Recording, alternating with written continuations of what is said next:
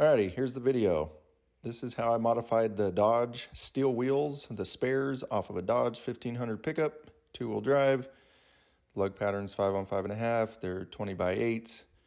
It's a decent sized wheel and tire for a F100 if you want to run 20s. So what I'm doing is I'm modifying the pattern because I don't like the circles. A lot of people run these on the F100s. I haven't seen anyone change the look of them. I didn't like the look of it. I thought about going to like a triangle hole, but that would have been a lot harder to replicate over and over again. And it would have took a lot more time. So I decided to do slots to kind of look like a salt flat.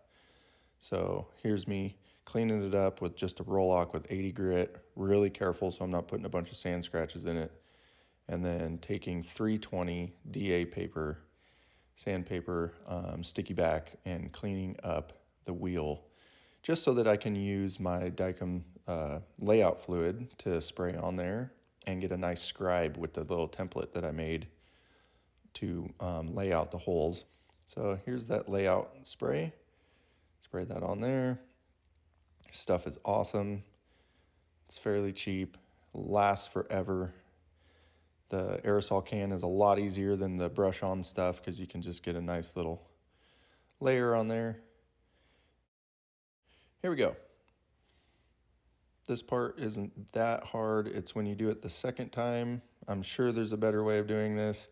I'm sure if I had some fancy CNC machine, I could just put this in there and a computer could cut all these out. But if I had that, I would just make my own wheels, and I don't. So I'm going to use this little cardboard paper template that I made and scribe it.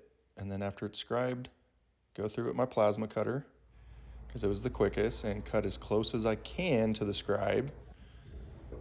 And then I can come back in with the carbide bit.